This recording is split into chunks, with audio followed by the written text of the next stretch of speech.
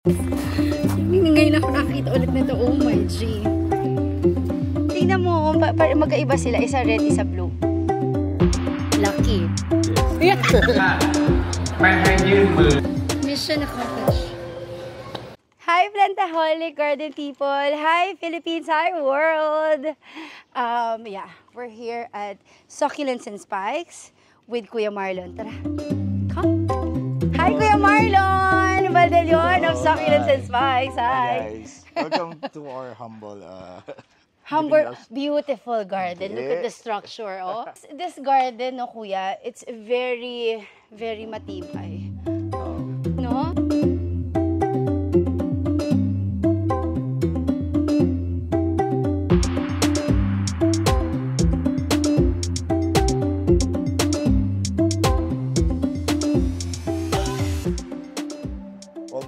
Almost 3 years na naman. 3 years. Oh, matagal na rin. 3 years, but wow. And marami na itong nadaan ng bagyo. Oo. Bagyo. Especially in Quezon kasi, for some reason, di ko alam bakit, parang babagyuhin. It always rains. Naku, it's not so much, ha? Not so much. This is a lot. Just to let you guys know, Kuya Marlon is not even taking care of his plant. But look at this. I think they're very, very healthy, and they're very, very beautiful. Busy for quite very some time, busy pa yan. Look at this. What is this, Kuya Marlon? Aloe Castiglione. Aloe Castiglione, the warty type, right? The warty type, from Kelly Griffin. From Kelly Griffin. It's so beautiful. It's actually an old one.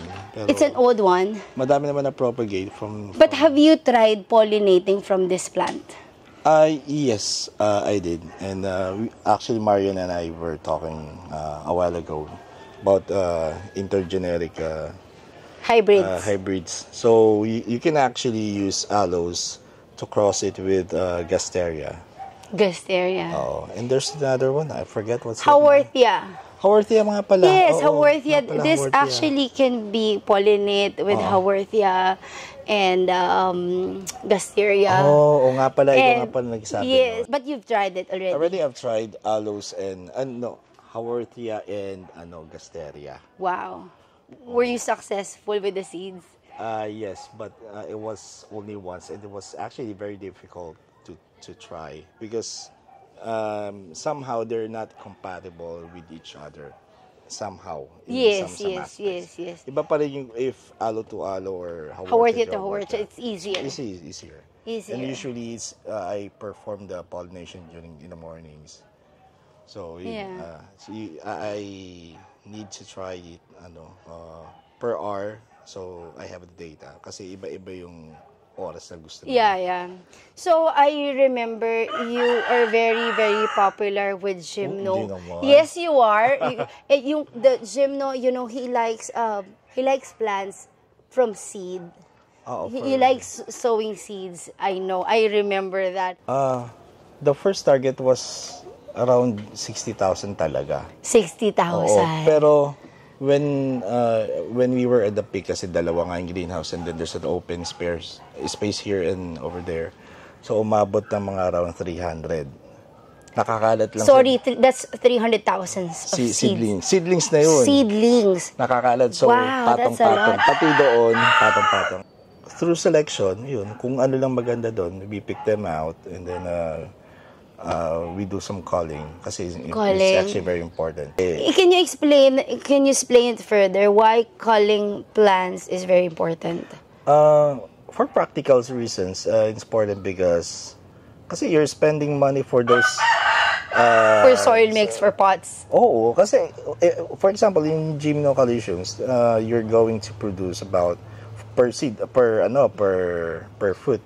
Let's say maganda pollination mo, that would be around 100 seeds. 100 seed in at one least. Yes, in one seed pod. Yeah, that's a lot. If you're going to have cross-pollination of about 100 na plants, ang dami nun. That's 100,000.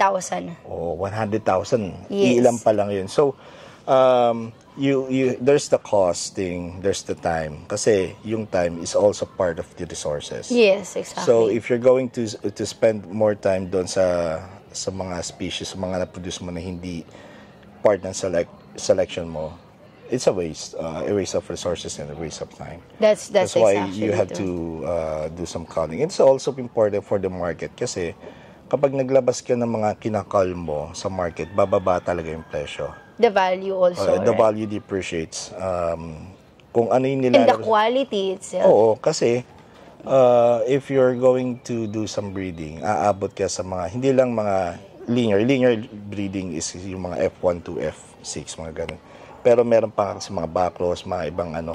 Pero, what I'm saying is that, kung we're aiming for the value kasi, you really have to remove doon sa mga hindi, kasi may focus ka dapat eh. Kung hindi kasama doon sa focus, just remove them. Then ako, it's either pinapamigay ko na lang mga kinakal ko kung sinong gustong pumunta dito. I don't sell naman eh. Yes. So kung ano na lang pero you should not. But you really do this just for hobby? Yes, for hobby. Because yung father ko, he's also into plants. Oo. He actually likes the colorful gymnos, so I just produce them. Kung ano man pili niya, ay dinadala ko na sa Manila. Kung bahala siya kung gusto niya. So it's actually for my father. For hobby lang talaga. You like it as a hobby talaga. So you as a hobby is how can you, or how did you manage your time taking care of your plants and working and doing so many things in life? Well, you have to set some priorities. Of course, work would be the number one, and the family first. I mean, it's family second. Yes. So, ito kasi hobby. When you say hobby, hindi ko siya work, hindi siya business. So, naglalaan lang ako ng time, for example. Kasi you really have to know kung ano yung halaman mo ay mga kailangan niya. For example, for cacti, usually, once a week na dilig, okay lang for me. Yeah, so, once a week. Di ba, nasa Manila kami. We've been in Manila for many years now. Umuwi lang kami mga twice a month or something like that. Then, kung kailangan dilig dito, meron kaming taga-dilig na lang. Pero it's just once a week. So, how about the pollination? You ask your worker to pollinate it, or? Actually, it depends. Here's the thing. A lot of people actually do not know that if you're not aiming for your plant to flower or to pollinate or to do some hybridization, tinatanggal yan. Oh, yeah. So, para yung energy, kasi you can't do two things. Kasi ang focus mo, either palakihin sila, pabilisin sila, or mag-pollinate ka, or mag-hybridize ka. Mag-hybridize, yeah. So, if you're aiming for the hybridization, okay, so, tinatawag ko sila through video call. Sabi, i-pollinate mo to, ikaw na bahala dito, you know what to do. Yeah. So, tinuturo ko, ito, for example, yung LB, ipapollinate ko sa cristata. Yes. So, yun ay ituturo ko. Halimbawa, for daydream, may mga pictures, bawat either may tags or meron siya by group. So, ginugrupo namin. So, ganun lang ang sistema. First of all, if you want to manage your time, kailangan ilista mo, jot it down kung ano yung kung kailan ka magdi-delay. Yeah. Kung kailan ka kasi meron pa yung fertilizers. But good about this is you have greenhouse already. So you can plan the watering. Aside from that, I don't need to worry so much about yung kapag naulanan, pag nagkaroon ng problema or something like that. So, it's actually an investment kasi hindi ka may pwedeng umuwi parati. So, you come here like once every 2 months, 3 months? Twice at most every month. But I'm sure you still have few plants in Manila to... No. Unfortunately, Oh, really? That's so sad. I couldn't bring them over. Maybe a few. You have to get a few plants. It's but still... if you can give me some. Oh, of course. I will give you... I will definitely give you... I will send it to you there. The transportation is kind of difficult from Quezon to Manila. So, I don't have a car or something like that. So, we don't have the means to do. But you have space. A little bit. Siguro maybe about 1, 2, 3, 4, 5, 6, 7. I actually want to tell people that you can have a collection even if you have a small space, is it? We started small. How small? The greenhouse is actually not this big. We didn't have this large greenhouse before. Wala nga pa nga itong lote noon. We only started yung ganun lang, How small is that? Ay, yung table na yan. That one outside. No, that one, yung may mga seedlings yan na may pots. This one. Yan yung pinakamalaki naming rack. Oh, really? You started here? 10 years ago. This was 10 years ago, see people. This is a lot of plants. Pero madami na yan. This is a lot of plants. Actually, si Angela yung nagdala ng plants dito. So, it was just around 3 trays and it's para mga Haworthia siya lang lahat. So, pinadami namin. Then she bought... Haworthia? Haworthia, yung mga galing Benguet. Yeah. Kasi we were in the wedding industry. So, we buy yung mga Haworthia, mga Zebra for giveaways. And then yung mga rose cabbage cacti. It's actually succulents. Yeah. So, nilalagay namin sa bouquet yun. So, meron yun. So, anything that's left, hindi unused. Is that the one that they use sa bouquet or party or design? Sa party design. Yeah, because they put like a barbecue stick. Pero kapag wala na yun. Talaga, hindi na siya pwede. Or maybe you can remove the leaf. Pwede, leaf propagation. Pero yung sa amin talaga, para mas mabilis, kasi I usually order mga 15, mga ganon. 50 to 100. Kung ano matira, you put it here. This can hold a lot of plants, I'm sure. Madami na yan. Pero, and this was built when? 10 years ago? 10 years ago pa. Diba? Actually, may kalawang na at wala na ibang pa. Can you show us your Francoisie as well and your Lophophora on the side? It's not so much. Not so much! Look at this! This is a lot of Francoisie in just one stretch. Ang dami niya, That's a lot. Actually, napabayaan ko na rin yung iba. That's a problem. Your Francoisie, they're all healthy. And the color is just perfect. Actually, before, naka-expose sila. And too much will be parang, will remove the color, right?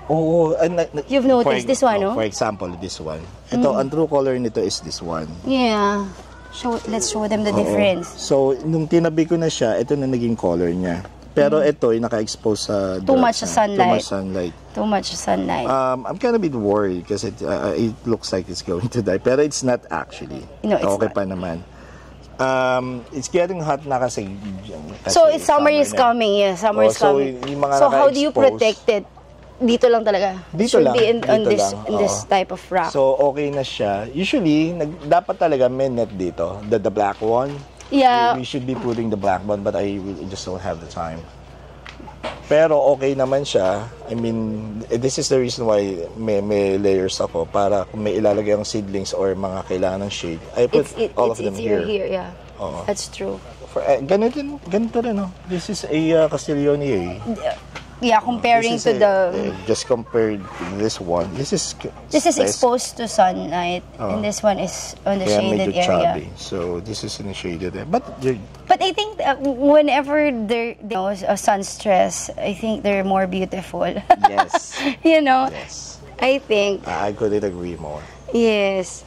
But anyway, I mean, wala kasi ako parati dito. So just for security, for...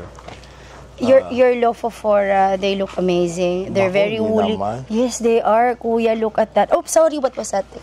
I don't know. Haworthia? Pop, yeah. Pop. Okay. Look, they're very woolly and they're flowering right now.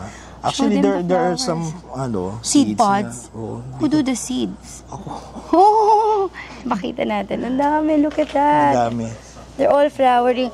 This is a very, very low maintenance plant. Very low. You know. Di ba, you have a lot of collections rin ng ganito? Yes, but I have noticed with Lophophora, once a month watering is okay. Ay, sa akin once. Once every what? Every week actually. Kasama lahat sila. Once a week. So what you did was, you put a lot of pumice. Oo, tama. So, it depends on the soil mix. So, not all your plants have the same soil mix? Ay, hindi.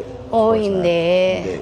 Okay ba? So, for example, Sanse, kapag Sanse kasi, mas kailangan niya water. Kaya ito, tingnan mas madaming yung nagre-retain ng water as compared sa aloe sila, no? So, what is your ratio of soil mix, general soil mix? Well, it's still the 30-40. 30-40? 30-70. 30-70? 70 usually mga pommies. And 30 organic? Something like that. 30% which would hold the water, and 70% which are usually pommies, mga rocks, yeah. mga ganun. So it actually depends. Yeah, that's nice. Ito ay laki. It's really beautiful. Or fluffy. Yeah. Do you sell your plants? No, I don't sell. You don't sell plants. But maybe one day. I'm not, alam mo naman I'll buy. I'll buy dalawa for. I'll just give you some. No, thank you. Why didn't swap? Or I can actually give you some seeds kasi hindi ko natatanim na. Seeds, really? Usually nag-harvest ako mga ganitong time eh. Yung the one na I asked for para mag-delegate, usually nagpa-pollinate na siya. Tinuturuan ko. You're teaching. Pero there are some species or ano kasi na cacti na medyo hirap pa siya. So one at a time siguro. We'll get there. If you have work, you have to prioritize kung ano yung importante. Just a reminder, if this is a hobby siya. Yeah. For example, kung uwi sa bahay. Kuya, do you know the idea of this one? This Mammillaria plumosa. It's so beautiful. It's so fluffy. You know, last night, I actually smelled this flower. It smells like detergent soap. Oh. No? So, hindi pa siya propagate. This one is self-fertilized. Sila, self-fertilized. So, you can pollinate it to itself. Minsan, tsambahan, minsan hindi. I was able to get some seedlings from this mother plant. Really? Oo. Pero I've been trying to pollinate with other Mammillarias. I'm not that successful. Is Mammillaria hard to take care? Generally, yes. They do like a lot of water or no? No, they do, but they love the sun. They do love full sun talaga. Direct sun. Kaya nila. Full sun. They can actually. I like this one. I mean, it's nice. I like this one because the fluffy, the cottony, the arrows, something like that. And the spines are they're golden spines. So did you try to pollinate them? I did try, but I'm not sure what happened because when I pollinate and we just leave, I'm not sure what where it went. Kasi minsan if it's going to flower yung taga-dilig ko, nadidiligan yung flower na nasisira. But are you still planning to collect more plants? I'm not. Yes. Actually, Maybe. he just bought a lot of tilancia. But plants in general, yeah. Plants in general, yes. Yes. But I don't think a hobbyist like you will stop. Well, you will maybe stop, but you'll go back and do the same thing. Somehow, but just like I said a while ago, there's some. You should set your priorities. So my priority right now is work and family, and this is just a hobby. I don't. Kung business ko to, I mean, yes. Yes. I'm gonna give it more time and more effort, of course, and the resources. But anyway, even if you're not taking care of them, they look beautiful and. Thank you, but. Yes. Some they're really actually, beautiful. They're really beautiful. Naku, sana nga. Anyway, thank you, Kuya Marlon. Is there anything you want to tell our viewers? Tanim lang ng tanim. Yeah. Whatever happens, kasi life's too short.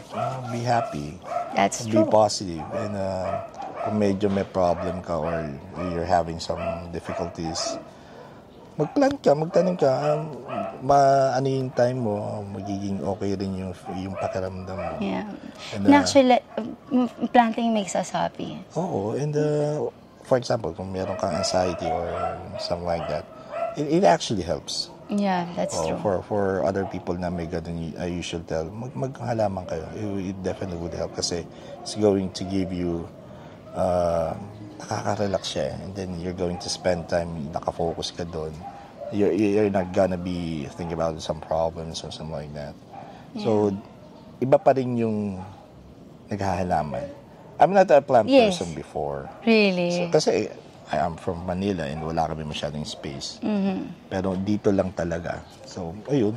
Ang masasuggest ko lang, ang masasabi sa inyo, if you're, kung nagtatanim ka na and naghahalaman ka, just pagpatuloy mo lang. Yeah, that's true. That's so nice. Thank you so much, Kuya you. Marlon. I'm actually happy. This is our first time to be here. For a very, very long time. We always wanted to come and plant this. We're busy naman kasi kayo, lalo kayo. Oh, no. Ikaw yung busy. Anyway, thank you all so much. I'll see you. Bye. Thank you, Kuya Marlon. Thank you. Thank you. Ikot tayo. Dami ko na-hoard. Nahingi. Sana maganda. Lang. Yan yung feel na ano. Pero ang ganda nito, oh. Ito din, ang ganda. Alam mo, kuya. Ito ang pinaka-okay. Ay, oo, ganda ito. This one is so beautiful. Nag-aalisa natin. Pasensya ka natin yung sila tinatapos. Alam mo, kuya, dapat mag-keep mo pa rin. Ito, kuya, mabili. Ayaw mo naman ako. Ilalim. Okay lang sila Later na lang sila mag-ano, no? Beshi, we have a plant.